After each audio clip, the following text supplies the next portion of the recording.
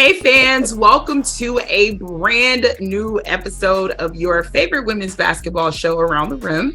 We are your hosts. I am Terrika Foster-Brasby alongside LaChina Robinson. Hi, LaChina. Hey, Terrika.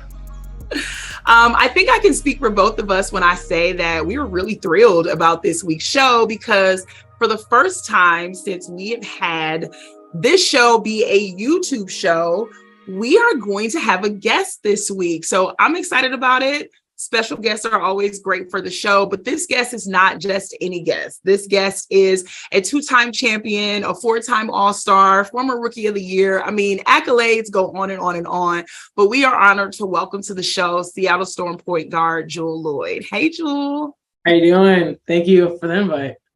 Oh, no, thank you for making the time for us. We know that you've been very busy and your schedule is busy, but just wanted to talk to you a little bit about what the season is like, the next things that you have on your plate, what you got going on. But, let's just start here. New year, new season, new team. Just what is the culture like in Seattle for you this season? What were your expectations coming into this 27th season? Yeah, no, this has been a very light, fun, challenging season so far. You think about everything that goes into just, all the new players, really new coaches. We're always able to really have her footprint on what we're trying to do here. And so for me personally, it's a different role, being a vocal leader, being one of the vets now. It's always weird to say because I still feel pretty young myself, but in this setting, I'm the old head around here. So just being able to just get to know my teammates quickly. And then understanding, who they are, what they like, both on and off the court has been fun. But at the same time, it's been challenging. But I like a good challenge. Jewell, I had mentioned to you when I saw you that I saw this video of you in the locker room, and it kind of took me back because, as everyone knows, for years, it's been a three-headed monster when it came to the leadership of the Seattle Storm. Most of it on the old head, Sue Bird, but then, Breanna Stewart was also alongside yourself. But like in this moment, you were the voice of the locker room, and all these young eyes were like looking at you. And I was like, wow, like this is really Jewell's team now. So I'm just curious, like, how did you prepare for what you knew you would encounter in a new leadership position in Seattle? Honestly, I never had to be a vocal leader here, but I've been a vocal leader everywhere else I've been. So something that I haven't done before. It's just depending on where I was, and I'm very observant. So for the last 8 years, I've been able to watch and study what leadership looked like from a lot of different athletes from here. I started off as, Alicia Clark, Jenna O'Hay, Sue. We had Crystal Langhorn, Stewie, Noe. I mean, I've seen so many great leaders here. So watching them and taking notes and understanding what it looks like, what it feels like, and then understanding who I am and what it looks like for me. So being able to be in a locker room setting and say what I need to say and do it in my way has been, it's been good. And I think the group that we have, they really respect me. They look up to me, and that's the respect level is there. And I'm able to kind of defer certain things with Kia, with Sam, who's been around, even with Sadie's. We're all kind of doing it by communities. So it helps me a lot. It's not just all me. And I'm sure in recent games, and I think we might have touched on this too, it's like, I can imagine what it's like as a leader when you are trying to get everyone on the same page and keep everyone encouraged and all that. And then you kind of start out losing, right? And everybody's looking at you like, okay, what are we doing? I thought this was the plan. But then you guys started to win and you started to just gel as a team and things are coming together. What would you say is the biggest difference with the Storm that you've noticed in those games early on versus the success you've been able to have as of late? A lot of it's just getting to know each other. That's the hardest thing with any relationship, whether it's with a dog, a new person, business, whatever. It's the time. You need a time to adjust. And, we're still, figuring out people's, middle names, so it takes some time to really gel. And I think that's what we're seeing is that, we have the potential. We know that people have been in the league. We understand the game of basketball, but understanding just, where people like to catch the ball, where their sweet spots at, what motivates them. And we've been able to grow in that. And that's the thing that people don't really understand, that it takes time. It really does. And if you try to compare this team to all the Seattle teams, like our team was together for 5 years before things started clicking. So to try to maximize everything in just a couple months is very tough. So we're being patient, we're understanding where we're trying to go, and we're just really enjoying the process. You mentioned some of your teammates, but being the quote unquote vet now, I got an opportunity to kind of talk to Jordan Horston during the draft, and then had another opportunity to chat with her mom. So now I really feel like the old head. I'm out here talking to your mama, right? But I loved her energy. I loved just how she approached wanting to be in the WNBA, talking about how she watched the game beforehand and all the little things that you want to see in your rookies. Just kind of talk about your relationship with her and how she's trying to be a sponge. Like, what is it like to be a vet to someone who is literally brand new to this league? She's done a great job of asking a lot of questions, which I think is very hard as a rookie coming in. You don't know what to ask. But for Jordan, she's been very vocal in asking, the simple questions, the hard questions, the repetitive questions, whatever it is, just to make sure she really understands, because she really wants to be good in this league. She really wants to commit. She wants to help as much as possible. And that's just who she is. So she's been great to work with and getting to know her. And we shoot all the time together. And right away, the moment she got here, I talked to her and she was just like rattling off all these things. I'm like, hey, relax, you're good. Like, just got here. Like, let's just get you settled in. Like, let's unpack first and then we'll talk about the other stuff. But her wanting to learn and be really good in this league, you just see it. And it's hard to always know someone's work ethic. But seeing it up close and seeing every time, she's here, we're almost racing to get to the gym first, and having that competition of just, she wants to, shoot with me. She wants to learn. And, as long as she's asking questions and wants to learn, I think, that's her ceilings can be very high. And one thing, Jewell, when you look at the start of the season, you're trying to get your team together. You're trying to get everybody on the same page, get Jordan, all these rookies going. But you're also trying to focus on your own performance and making sure that you continue to play at a high level. And have you played at a high level is an understatement. I am still in shock after watching your performance against Dallas, 39 points. 7 for 13. Your efficiency from 3 was just crazy. 12 for 22 from the field. But you are scoring the basketball in an incredible way this season in particular, and you're on your way to what looks like a starting position in the All-Star game. And I'm just wondering, in your mind, when it comes to All-Star, as it is right now, fans get a vote, media gets a vote, the coaches get to pick the reserves. Do you like that system?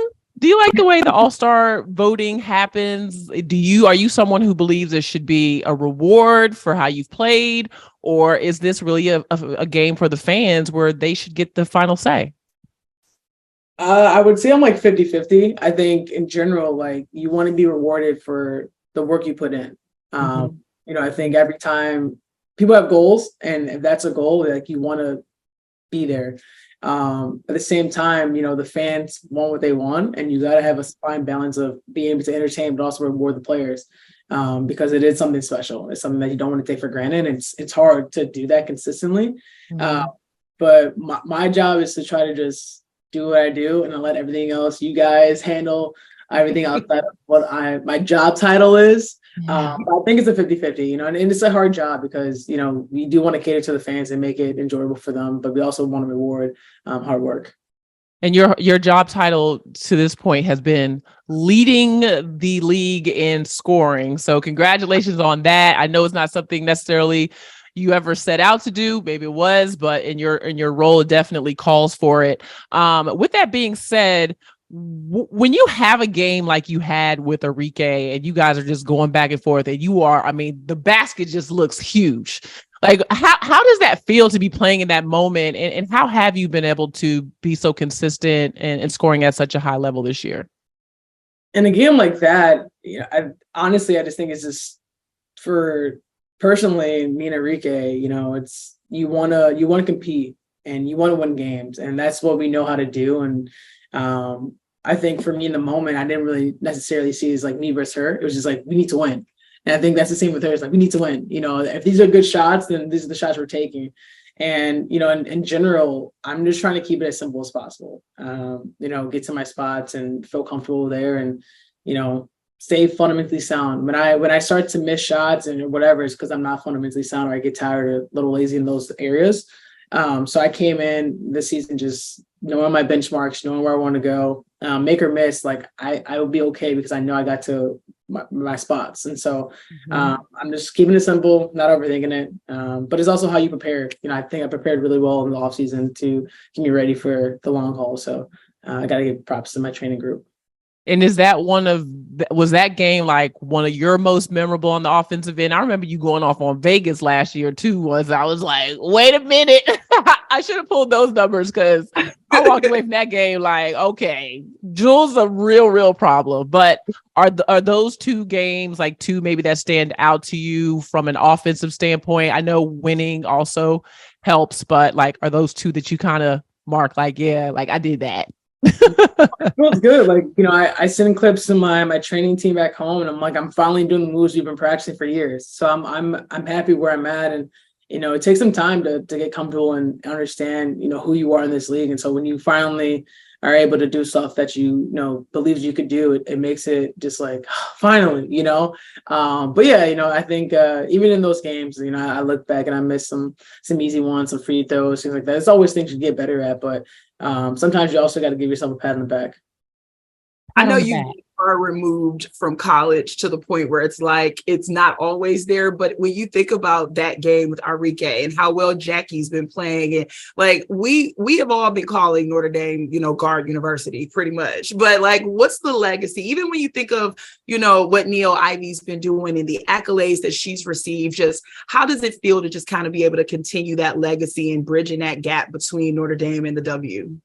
Yeah, Neil, she recruited all of us. So she gets a lot of credit for just an eye for talent and how to build it. And, I spent a lot of time with her and, Jaden and growing up and in the gym with each other all the time. So she played a big role in just building belief more than anything. I don't think it necessarily was the X's and O's or all the shots we took. It was just the constant communication, the belief that she had in us that we could actually be great. And that's something that I'm very grateful for. And even after our game with me and Arike, we both look at each other like, bro, like Nia would be so proud of us. This is something special that we know that she had a big part in, and she deserves a lot of credit.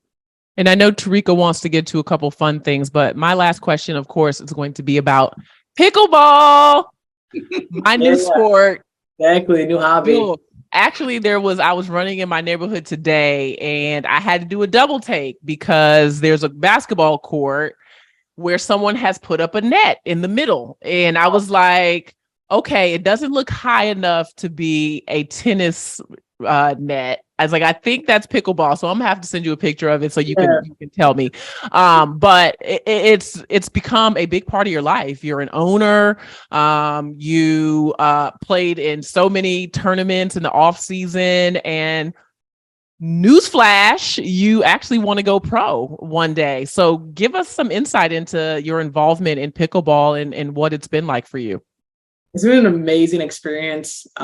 Just learning the sport itself, learning, the development and everything that's involved with it. And I fell in love with it so much that I turned, into an owner, owning Miami Pickleball Club and ownership group. And it's been a great decision, honestly, just knowing it and believing what the sport can do. I play as much as I can. And I played in tournaments like you mentioned, and just it's a different mental approach for me and a different outlet than basketball, which I love. It's a different environment, different competition, different people. And I want everyone to play because it's something that's fun. And once you get addicted to it, I think it's just a fun game and it's challenging in different ways. And I definitely enjoy it. And that's my goal, is to eventually get out of amateur level and become a pro. But I need a little bit more practice, but I'm ready to go. I'm good. I like where I'm at. Well, Terrika, I won't spoil our episode of Off Day, but I learned a lot about pickleball, and someone happens to have their own pickleball court. I'm not going to say who. I feel so bad because I just heard about pickleball like 2 years ago. Like, where have I been? girl, under a rock. It's the fastest growing sport right now. Like it is going crazy. Sinead was the one who put me on pickleball the first time, so I was like, I'm in. Yes, it's legit. It's legit. Let's play a game of this or that. So I'm just gonna throw out a couple of things about 6, and then you let us know which one of the items you prefer. Okay. All right. So we'll start off easy. Pancakes or waffles? Waffles. My girl. Waffles. All right. We outside or Netflix and chill? Netflix and chill. I'm a homebody. I'm outside. So I would have never guessed that. It depends. Like with my friends, like I need more, like normal in the season it's Netflix and chill, That makes sense. That makes sense. You gotta be focused. That makes sense. Okay. Playlist or podcast? Playlist. Love music. Yeah. Love that. What's your favorite genre? R&B, rap? It's probably R&B, but I listen to a lot of old school. That's Gwen coming out right there. There's Gwen. That's Gwen. Yeah. I was gonna have to bring her up before we got off here, of course, but that's my girl. Yep. Got it. Okay. Summer or winter? Summer. I love being outside. I got 2 dogs. It's easier in the summer, so I'm there. I need a tan. I like being. I'm waiting on summer. Summer ain't got here yet. I don't know where summer at. It's a little delayed. I just came from Seattle. It was like 60. Yeah. So yeah, summer on the way. We working on summer. Okay. New clothes or new shoes? New shoes. I feel like regardless of what you like, if you want to be like super casual, you got some new shoes and like elevates it right away. Like it's true. Same. Yeah, I feel like I could wear the same outfit, but with 4 different pairs of shoes, and bam, like it's 4 different outfits. Exactly, you're good. Facts. All right, last one, and this one might be a little tricky. Seahawks or Kraken? I'm putting you on the spot. I know. I'm gonna say Seahawks. I know more about football than I do about hockey. But Kraken games are great. Like they're awesome. So. I get it, but I played football a little bit, so I'm gonna go with Seahawks. Got it. Hockey is growing crazy everywhere, though. That's another sport that is like ESPN just signed a major deal with hockey a couple years ago. I just saw Vegas won a championship. Like that's another sport that seems like it's on the rise. I agree. I went to Toronto earlier this year, and I promise I walked away in 3 days knowing more about hockey than I ever did in my entire life in Canada. So. They're serious. Yeah, that's what they do. No, that's seriously what they do. Well, Jewell, thank you so much for taking some time to join us. We'll probably have you back before the end of the season, but we just love talking to you. We've enjoyed watching you play, and we love this new era. Like I keep calling it the Jewell Loyd era in Seattle, and watching you just grow as a leader and everything that is to come for you there. So please give everyone in Seattle our best, and we'll be watching. Guys, I really do appreciate it. I'll see you in Vegas. I mean, I'm not trying to, I feel very confident I'm gonna see you in Vegas, so I'll see you there. All right, later.